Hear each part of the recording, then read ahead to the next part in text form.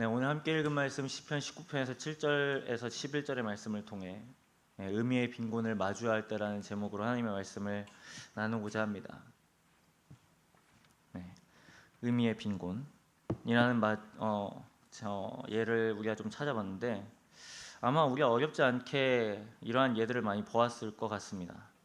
지금 대한민국 사회가 심각한 이슈 중 하나는 문해력 난조라는 이야기를 아마 접했을 겁니다.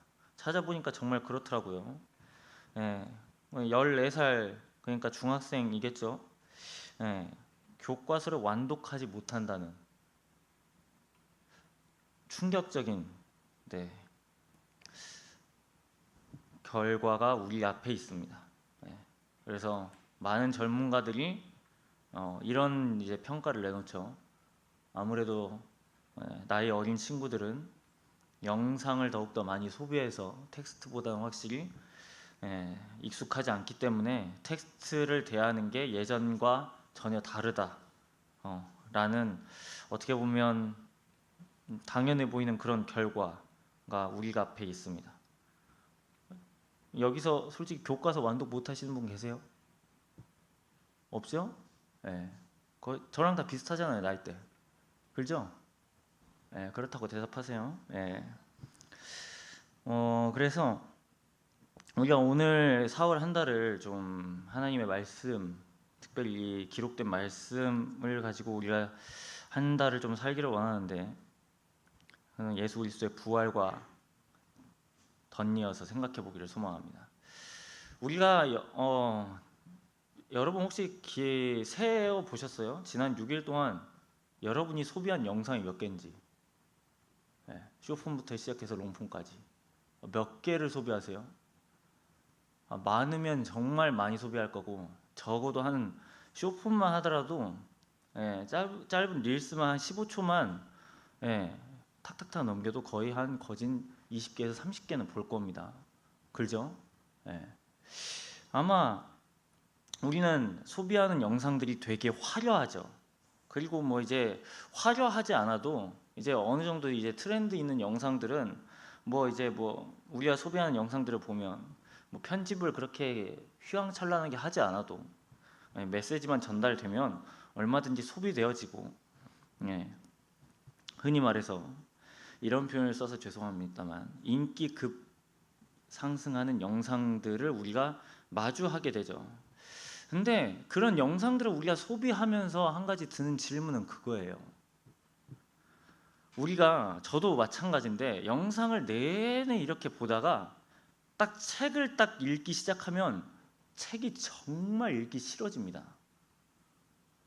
옆에 있는 지체도 한번 봐보세요. 책 읽고 싶게 생겼나? 어떤 것 같아요? 릴스 한 30개 돌려놓고 그 다음에 하나님 말씀 딱 읽잖아요?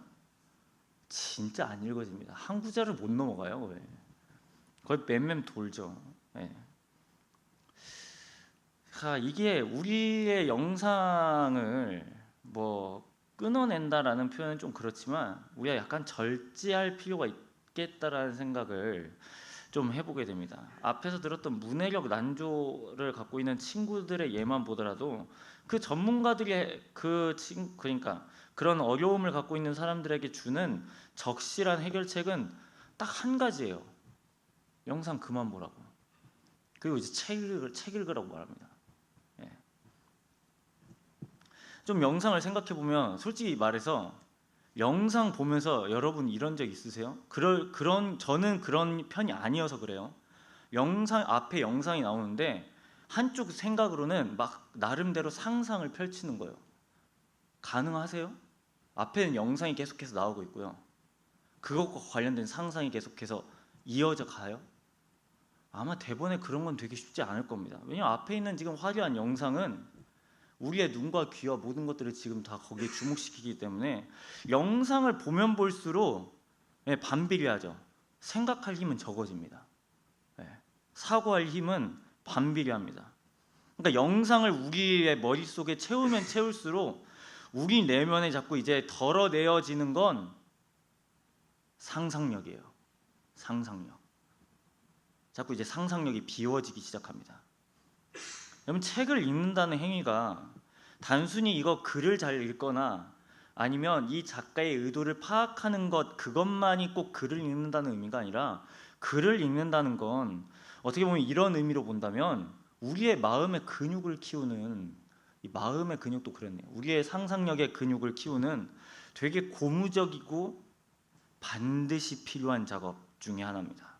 근데 앞에 설명드렸던 것처럼 우리가 어느덧 이런 영상들에 장악된 나머지, 이 설교의 제목처럼 상상력이 빈곤합니다. 글을 읽혀보면 몰라요, 어디를 읽고 있는지. 그리고 그 작가의 의도를 파악하라고 하면 한 6, 7번을 읽어야 좀 파악이 가능해질까요? 그러니까 영상에서 발견할 수 있는 건 끊임없이 화려한 것들, 그 안에서의 유행하는 것들, 그 안에서의 메시지는 그리고 되게 빨리빨리 지나가잖아요. 이제 30초나 15초 안에서는. 이런 생각을 좀 해보게 됩니다. 왜 하나님은 그러면은 이 시대 상황에 맞춰서 이 기록된 말씀을 우리가, 특히 청소년, 청년들은 뭐 물론 성경 읽기가 되게 고무적이고 성경을 읽는 삶이 되게 가치 있는 건 알지만, 하나님이 왜 우리에게 이 기록된 말씀을 영상으로 주시지 않으셨을까? 그럼 사람들은 되게 하나님의 말씀을 영상을 보고 잘 이해할 텐데 왜 이 기록된 말씀을 우리에게 전하시고자 하는 것일까? 그건 하나님께서 단순히 우리에게 정보를 주시려는 게 아니라 이 기록된 말씀을 통해서 한 가지를 회복시키기를 원하셨다는 겁니다. 그건 바로 앞에 설명드렸던 것처럼 상상력이에요. 상상력. 지금 우리가 4월을 보내고 있습니다. 그래서 지난주에 안타깝게도 벚꽃이 졌죠. 내년에 이제 기약을 해야 됩니다. 우리의 1월 달의 결심이 마치 벚꽃과도 같은 것 같아요. 그렇죠? 1월 달에 하나님 앞에서 우리가 행하고자 했던 마음의 결심이나 꼭 하나님 앞이 아니라고 하거나 내가 마음 먹었던 이러한 결심들이 마치 벚꽃처럼 다 지기 마련인 게 4월이죠. 그래서 참 어쩌면 4월이 우리에게 잔인합니다. 그리고 4월이 되면 이제 눈에 보이죠. 1월 달에 마음 먹었던 그러한 총명함들이 거의 사라져 갑니다. 이제. 근데 우리 예배는 거의 늘 4월인 건가요? 기분 탓이겠죠. 이 정도까지 던졌는데 여러분이 웃지 않는 거 보니까 많이 6일 동안 영상에 절여졌던 것 같습니다. 좋아요. 우리가 하나님의 말씀을, 이 기록된 말씀을 보면 여러분 어떻습니까? 우리가 지난 2월 달에도 그 성경에 가장 어렵다는 레위기를 우리가 다 읽었는데 이 성경은 우리에게 어떤 의미입니까? 여러분에게 한 지루한 텍스트인가요? 늘상 돌아오면 27년도 1월에는 다시 하나님 앞에 내가 결단해야 하는 그냥 결단의 제목의 무언가인가요? 근데 앞에서 인트로에 말한 것처럼 우리가 영상을 소비하다 보면 안 그러면 좋은데 빈곤함이 우리 가운데 있다는 게 되게 큰 문제입니다. 허무하며 처음에 우리가 그 도파민을 찾고자 영상을 소비하겠죠. 우리 그렇게 이제 영상을 소비하고 찾죠. 그런데 그걸 끝나고 나면 한없이 우리가 마주하는 헛헛함, 공허함들이 있다라는 거죠. 우리가 잘 아는 기독교 영화죠. 패션 오브 크라이스트도 그렇고 요즘 넷플릭스에서 나온 더 초즌도 그렇습니다만, 성경을 한 장 읽는 것보다 그런 드라마나 영화를 보는 게 훨씬 더 감동 깊고 감명이 있습니다. 성경을 보는 것보다 훨씬 더 주의 음성 같고 훨씬 더 내가 보지 못한 무언가가 있는 것처럼 느껴지기도 합니다. 근데 오늘 설교는 우리에게 좀 이 빈곤을 해결해야 될 열쇠는 안타깝게도 영상이 아니라는 것에 있음을 좀 방점을 찍고자 합니다. 제 자신에게도 하는 말인데요. 자, 우리 좀 성경 찾기를 원하는데 구약 성경에 있는 말씀입니다. 전도서 어디 있죠? 잠언 다음에 있습니다. 아가 앞에 있고 시잠전 아니까 전도서 11장 4절 말씀입니다. 구약성경 전도서 11장 4절이에요.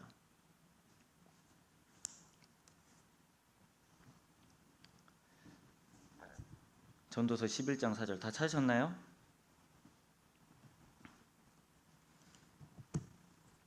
네, 다 찾으셨으면 한 목소리로 읽습니다. 풍세를 살펴보는 자는 파종하지 못할 것이요 구름만 바라보는 자는 거두지 못하리라. 한 번 더 읽습니다. 풍세를 살펴보는 자는 파종하지 못할 것이요 구름만 바라보는 자는 거두지 못하리라. 이게 무슨 의미입니까? 농부에 대한 예인 것 같긴 한데, 풍세가 뭐예요? 바람의 기울기잖아요.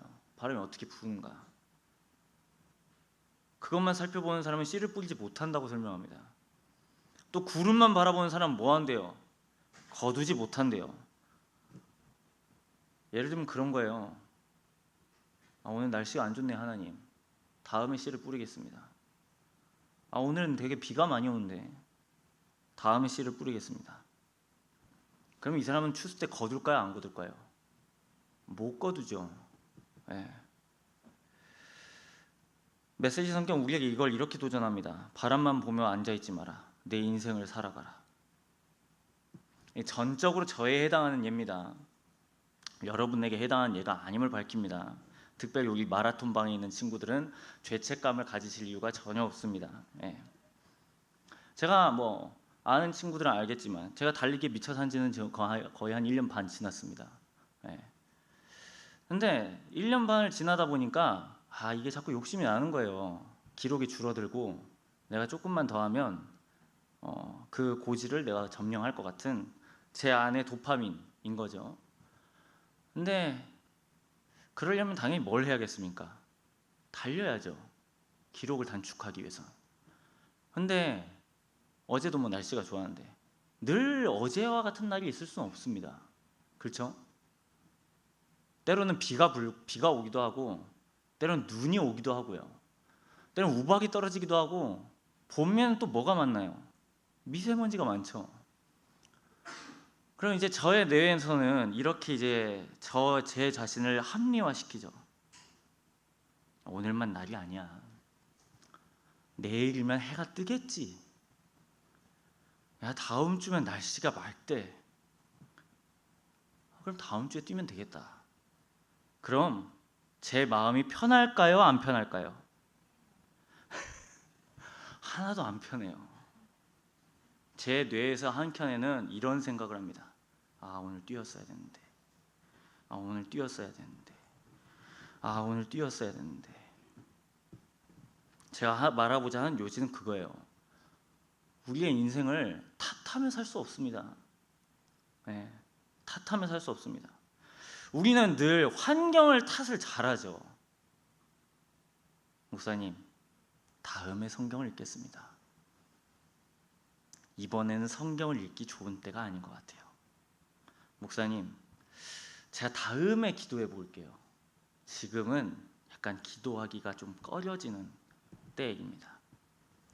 조금만 제가 여유가 생기면 목사님이 말하지 않으셔도 제가 하나님 말씀을 읽겠고, 제 마음이 조금 더 안정화되면 제가 하나님의 말씀을 조금 더 잠잠히 묵상하는 훈련의 과정을 거쳐보겠습니다.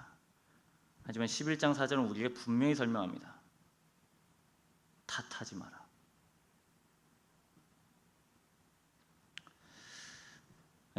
여러분, 성경 읽기의 완벽한 때는 따라하세요. 지금입니다. 언제라고요? 지금입니다. 한 번 더요. 지금입니다. 지금이에요. 성경 읽기의 완벽한 때는. 기도하기 가장 좋은 때는 언제입니까, 여러분? 지금이에요. 지금. 마치 제가 그렇다는 겁니다. 오늘 너무 황사가 심하지. 맞아. 하루 종일 제 자신이 그렇게 괴롭힘을 하고 탓을 합니다. 오늘 날씨가 좋지 않으니까 못 뛰겠지. 오늘 너무 더우니까, 오늘 너무 비가 오니까. 하물며 인생의 일이 이런데 하늘의 일은 오죽하겠습니까?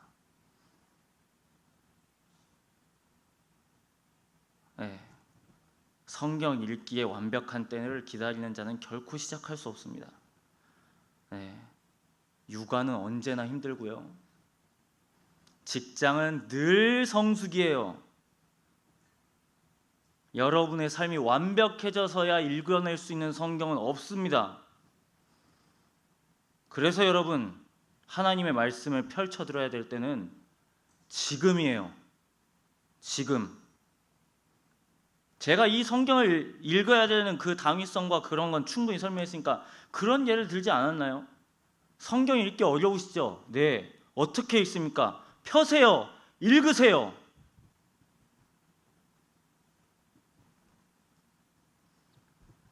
우리의 삶이 완벽해져서야만 읽으면 여러분 절대로 하나님의 말씀 못 읽습니다.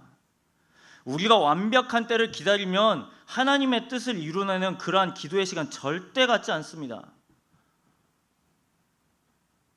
그래서 여러분 바쁘니까 하나님 말씀을 읽는 거고, 우리가 슬프니까 기도하는 것이고, 내가 조급하기 때문에 하나님 앞에 머무르는 거고, 내가 가장 어려운 경우를 당할 때 내가 그때 바로 하나님 앞에 나아가야 할 때가 바로 그때입니다. 우리 아까 그 예를 들었습니다. 성경이 왜 영상이 아니라 문자, 이 기록된 말씀으로 우리에게 제시되었는가? 아마 우리가 영상 가운데 이거 하나님의 말씀을 우리가 읽었다고 생각하면 우리는 얼마든지 이 기록된 말씀을 나의 감각과 나의 경험으로만 가둘 겁니다. 만약 우리가 2000년 전에 살았던 사람이라고 한다면, 예수님이 돌아가시는 그때요, 그날 우리가 십자가 현장 앞에 있었다면 우리는 하나님의 뜻을 잘 깨달았을까요? 뭐 그랬을 수도 있겠습니다만 아마 우리는 예수 그리스도를 괴롭히는 그 잔인함에 아마 더욱더 무게를 두었을지도 몰라요. 기록된 말씀을 통해서 우리가 하나님의 뜻이 무엇인지를 알 때 우리는 비로소 상상력을 갖기를 시작합니다. 그리고 우리가 만약에 체험 위주만을 내가 신앙이라고 소비하고 해석한다면 언제나 나의 신앙은 이러면 잘 믿는 거고, 만약에 내가 이런 경험을 행하지 않으면, 그런 경험이 수반되지 않으면 철저하게 그건 좋은 신앙이 아니다라고 해석할 공산이 다분합니다. 그래서 여러분, 우리의 기도는 이 시편을 배워야 돼요. 그래서 시편 총 몇 권이죠? 5권 150편입니다. 5권 150편. 여러분, 시편을 통해서 우리가 배울 수 있는 기도의 가장 기본적인 자세는 언제나 우리가 기도할 수 있답니다. 언제나요. 내가 억울한 일을 당할 때 하나님 앞에 기도하는 법, 내가 내가 비방을 당할 때 내가 기도하는 법, 내가 슬픔 가운데 있을 때 하나님께 내가 어떻게 나아가야지 기도하는 방법, 내가 기쁜 일이 있을 때 하나님 앞에 어떻게 찬양을 드려야 되는지 기도하는 방법, 내가 이 눈앞에 보이는 요즘 들어 늘 날씨가 좋으니까 이러한 자연의 세계를 보면서 하나님의 일하심으로 내가 어떻게 기도할 수 있는가. 여러분, 우리가 기록된 특별히 이 시편이요, 시편을 통해서 내가 기도를 배우기 시작하면 내가 내 성격으로는 시도하지 않는 기도들을 우리가 시작하죠. 만약에 우리의 감정이 우울증을 갖고 있다면 거침없이 분출하는 시편의 기도를 배울 수 있고, 외향적인 사람은 나의 내면을 깊숙하게 다루는 그러한 기도를 배우게 됩니다. 한 번 더 우리가 좀 생각해 보기를 원하는데, 이제 이렇게까지만 적응해 놓고 나가면 또 한 목사님께서 성경을 엄청 읽으라고 하는 말인가 보다. 맞습니다. 성경을 엄청 읽으라는 말이 맞는데 그거에 대해 더해서 우리가 좀 생각해 봐야 됩니다. 우리는 중차대한 질문 앞에 서 있죠. 그건 바로 우리의 신앙은 의무인가 기쁨인가입니다. 여러분, 여러분의 신앙은 의무인가요 기쁨인가요? 어디에 있습니까? 여러분의 신앙은 의무감으로 늘 퉁쳐지는 건가요? 아니, 죄송합니다. 표현이 너무 저급했네요. 의무감을 채우는 신앙입니까? 아니면 기쁘기 때문에 내가 그렇게 반응하는 겁니까?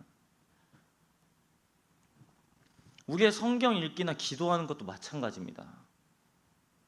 내가 의무감으로 채워가는 게 아니라 예수 그리스도 때문에 내가 의롭다함을 얻은 내가 주님의 은혜가 너무나 감사해서 내가 주의 뜻을 알고 싶어서 읽는 것, 그게 우리의 성경 읽기가 되어야 됩니다.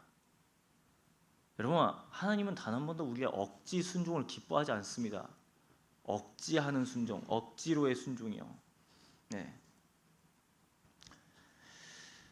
하나님께서 원하시는 순종은 기쁨의 순종입니다. 오늘 19편 7절의 말씀입니다.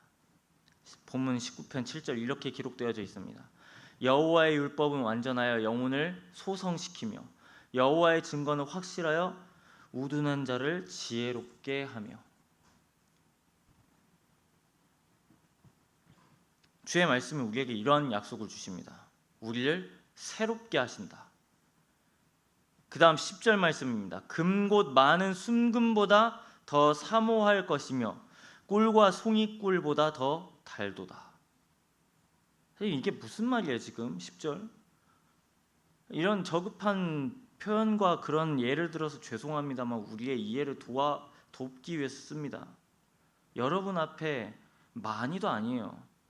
현금 500만 원과 하나님의 말씀을 밸런스 게임을 합니다. 여러분은 무엇을 선택하겠습니까? 지금 10절은 우리에게 그걸 물어보고 있습니다. 여기는 뭐 곧 많은 순금보다라고 했으니까 아마 500만 원보단 조금 더 값어치가 훨씬 더 나가겠죠. 여러분, 우리의 순종과 우리의 이 모든 신앙의 행위는 억지로 하는 체험이 아닙니다. 물론 처음부터 했을 때는 우리가 억지로 시작할 수 있겠죠. 여러분들의 부모님이 그렇게 가르쳤을 수 있고 우리의 교회의 문화가 그렇게 여러분들을 교육했을 수 있습니다. 하지만 그것만으로 우리의 신앙이 다라고 말하지 않습니다. 우리의 신앙의 가장 큰 방점은 기뻐서 하는 겁니다. 기뻐서. 내가 하나님의 뜻을 알고자 기뻐서. 나를 살리신 예수 그리스도의 부활이 기뻐서. 나를 위해서 죽으신 예수님의 죽으심이 기뻐서 하는 순종인 겁니다. 그래서 우리의 순종의 방향성을 우리는 다시금 재고해 보아야 합니다. 만약 우리가 의무로 하고 있다면 우리가 행해야 될 기도와 우리가 행해야 될 이러한 내용들은 그런 것을 계속해서 채워내는 우리의 의무가 아니라 기쁨으로 반응하기 위한 그러한 신앙의 방향성이 되어야 된다는 거죠. 한 말씀 더 찾고 설교를 이어가 보겠습니다. 시편 119편입니다. 시편 119편 9절 말씀입니다.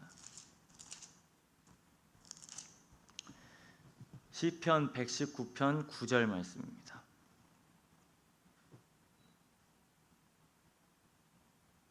다 찾았으면 한 목소리로 읽습니다. 청년이 무엇으로 그의 행실을 깨끗하게 하리까? 주의 말씀만 지킬 따름이니이다. 한 번 더요. 청년이 무엇으로 그의 행실을 깨끗하게 하리까? 주의 말씀만 지킬 따름이니이다. 여기서 말하는 깨끗함은 도덕적인 결벽이나 도덕적인 완전 무결함이 아닙니다. 그렇다면 이 시인이 노래하는 이 시의 구절은 무슨 의미일까요? 다윗의 시가 아니라서 잘 모르겠지만 시인은 아마 그걸 경험했던 것 같아요.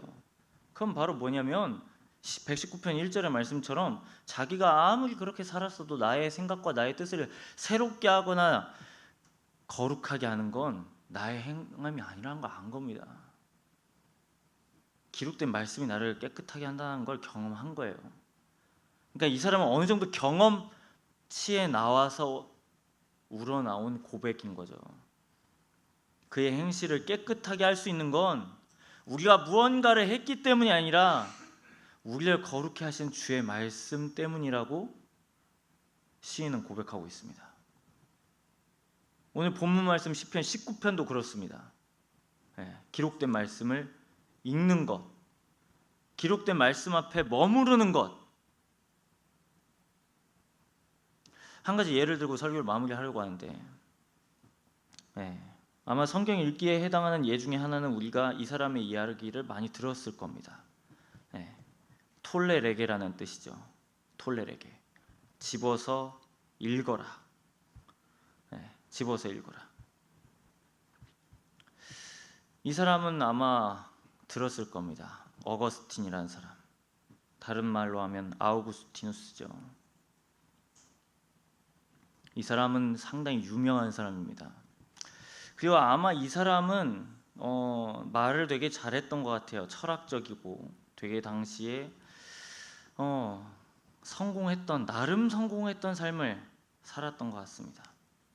근데 그 사람이 이제 상당히 좀 뭐랄까요, 깊은 좀 저점, 수렁을 만났던 것 같아요. 되게 하나님으로부터 거리가 먼 삶을 좀 살았던 것 같습니다. 왜 그랬냐면 그가 그동안 배워왔고 그동안 했던 것들이 이루어지지 않았기 때문에 하나님을 계속해서 기다리고 또 기다렸는데 자기는 별로 거기에 대해서 약간 감흥이 없었기 때문에 이제는 내가 하나님과는 결별한 채 내가 저 멀리 극단의 삶으로 이제 가겠습니다. 그러면서 동시에 이렇게 말하는 거예요. 마음으로는 자기가 하나님을 따르는 삶을 살고 싶은데 내가 지금 행하는 나의 삶은 계속해서 하나님과는 분리된, 결별된 삶을 사는 겁니다. 그때 들렸던 단어가 바로 이 단어라고 합니다. 톨레르게. 집어서 읽어라. 집어서 읽어라. 그리고 이 사람이 로마서 13장 14절과 14절의 이야기를 읽고 회심하게 됩니다. 회심. 세례를 받고 회심하죠. 이 사람이 그렇게 유명했던 바로 어거스틴입니다. 이 사람이 쓴 가장 유명한 책은 고백록이라는 책이에요. 고백록. 약간 사도 바울로 비견하면 회심하기 전에 자기가 얼마나 그렇게 방탕한 삶을 살았는가에 대한 이야기가 바로 고백록에 아주 잘 나와 있습니다. 그래서 고백록을 읽은 수많은 사람들이 똑같이 어거스틴과 같이 그 회심의 길을 걷게 되는 역사를 이루어내게 됐죠. 여러분, 우리는 주의 말씀을 표대로 삼는 사람들입니다. 이 기록된 말씀을 나의 생각과 나의 가치보다 훨씬 더 우선하고 있다. 내가 배웠던 교육보다 그 어떤 것보다, 나의 감정보다, 나의 상황보다 하나님 말씀이 나의 어떤 것보다 우선하면서 우리가 그렇게 믿습니다. 근데 우리는 이렇게 기도도 하죠. 주님, 주의 음성을 들려주십시오. 주의 뜻을 알려주십시오. 이것도 제가 설교 시간에 가장 많이 좀 예를 들었던 것 같은데요. 주의 뜻을 알려주십시오. 주의 뜻이 무엇인지 궁금합니다. 주의 뜻이 무엇인지 궁금합니다.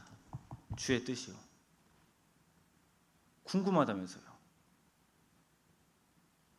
우리는 자꾸 주의 뜻을 궁금해하면서 자꾸 여기 있는 기록된 뜻은 등한시한 채 자꾸 어떤 것에 현혹되어져서 내 귀에 들려질 법한, 아니면 내 귀에 좀 그럴싸해 보이는 것을 주의 뜻으로 해석하는 경우들이 다반사입니다. 이미 주님께서는 우리에게 뜻을 주셨어요. 주셨습니다.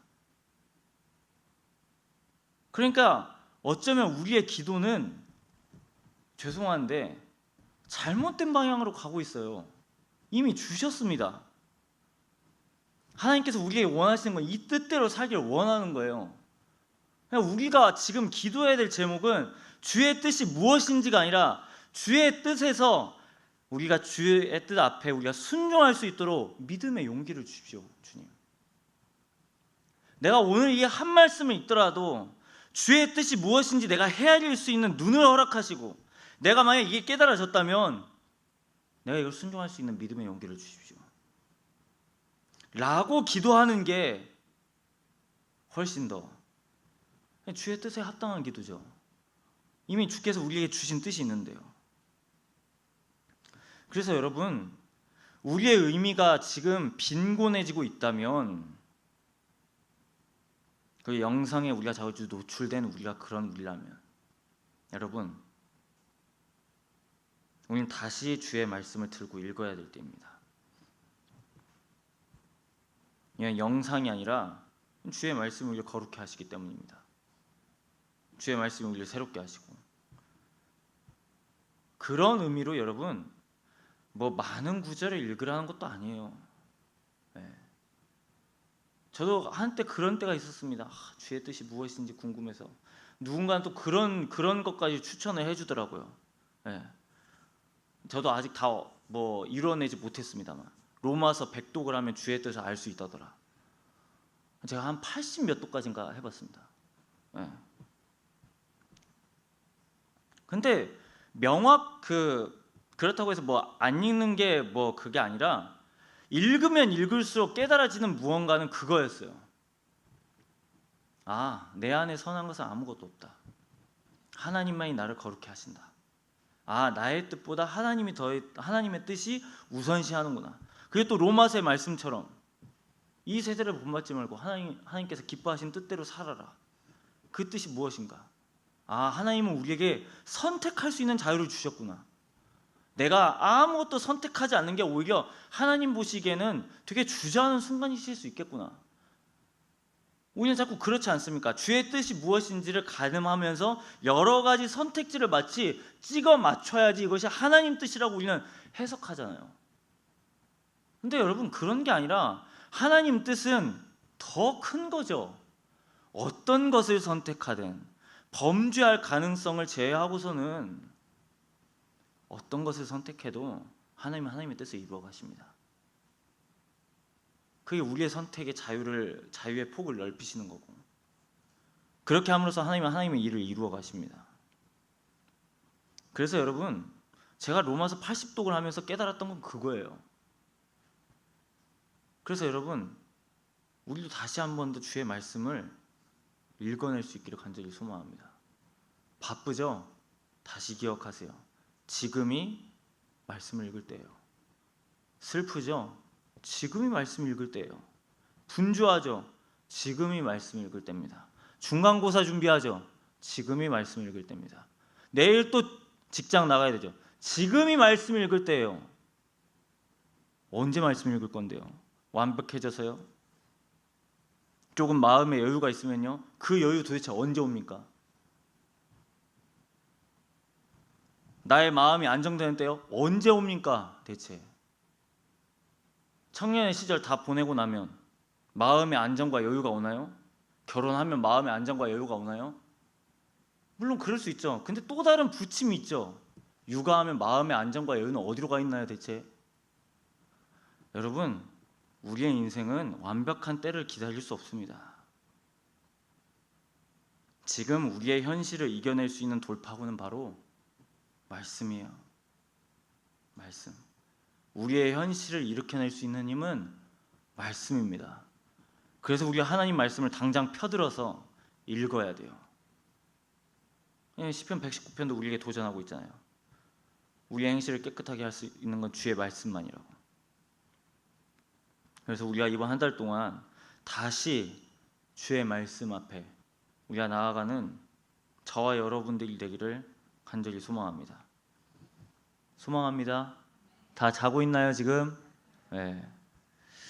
우리 함께 들은 말씀 기억하면서 이 결단의 찬양을 부르고 나서 우리가 해야 될 건 저 문을 나가서 다시 하나님 말씀을 읽어야 돼요. 네. 지금 이 시간 주의 말씀을 들었다고 해서 끝이 아니라 매일 우리에게 주신 말씀을 기억해야 합니다. 여러분, 이 지금 2시 예배 가지고 하나님 말씀 들은 것으로 여러분 우리가 거룩하게 된다고 생각하지 마세요. 우리 모두에게는 매일의 양식이 필요합니다. 매일의 양식. 주의 말씀이 나를 인도하시는 걸 경험해야죠. 그러기 위해서 우리가 이 말씀을 읽어야죠. 네. 되게 순환적 논리 같지만 우리는 이 당연해 보이는 순환적 논리를 잘 하지 않아요. 그냥 일부 마이크를 쥐고 있는 몇 사람이 해석하는 그 해석만으로 하나님 말씀을 들었다고 생각해요. 아니요. 여러분, 물론 그런 것들을 뭐 다 나무라는 건 아니지만 직접 읽으세요. 직접.